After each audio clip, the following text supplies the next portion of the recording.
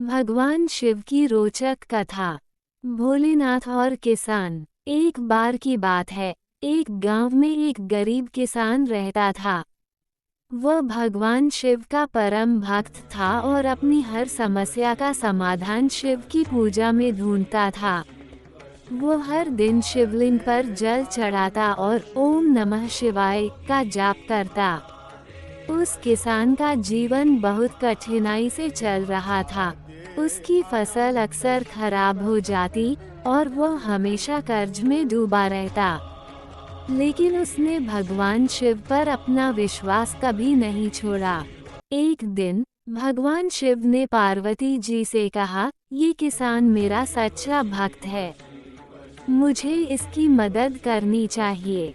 पार्वती जी ने मुस्कुराते हुए कहा, भोलेनाथ, आप तो हमेशा अपने भक्तों के लिए कुछ न कुछ करते रहते हैं, लेकिन इस बार इसे ऐसा वरदान दें जिससे इसे मेहनत का महत्व भी समझ में आए।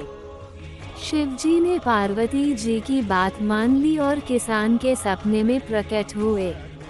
उन्होंने किसान से कहा, तुम मेरे सच्चे भक्त हो, इसलिए मैं तुम्हें एक वरदान देना चाहता हूँ। कल सुबह जब तुम खेत पर जाओगे तो तुम्हें वहाँ एक सोने की कुल्हाड़ी मिलेगी।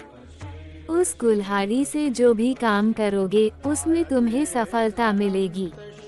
किसान ने सुबह उठकर देखा कि सच में उसके खेत पर एक चमकती हुई सोने की कुल्हाड़ी रखी थी। वो बहुत खुश हुआ और उसने उस कुल्हाड़ी से अपने खेत में काम करना शुरू कर दिया। कुछ ही दिनों में उसकी फसल लहलहाने लगी और वह अमीर बन गया। लेकिन जैसे जैसे समय बीता, किसान का ध्यान भगवान शिव की भक्ति से हटकर अपनी संपत्ति पर चला गया। उसने शिवलिंग पर जल चढ़ाना और ओम नमः शिवाय का जाप करना बंद कर दिया। भगवान शिव ने ये सब देखा और किसान को एक सीख देने का फैसला किया। एक दिन किसान जब खेत में काम कर रहा था तो उसकी सोने की कुल्हाड़ी अचानक गायब हो गई। किसान परेशान होकर उसे ढूंढने लगा, लेकिन वह नहीं मिली। अगली रात शिवजी फिर से उसके सपने में आए और कहा, तुम्हारी कुल्हाड़ी मैंने वापस ले ली है, क्योंकि तुम अपनी भक्ति भूल गए थे। याद रखो, असली धन भक्ति और मेहनत है, न कि केवल भौतिक संपत्ति। किसान को अपनी गलती का एहसास हुआ। उसने भगवान शिव से माफी मांगी और वादा किया कि वह फिर कभी भक्ति नहीं छोड़ेगा। शिवजी ने उसकी भक्ति देखकर प्रसन्न होकर उसे आशीर्वाद दिया और कहा, संपत्ति महत्वपूर्ण है, लेकिन बिना भक्ति और मेहनत के उसका कोई मूल्य नहीं।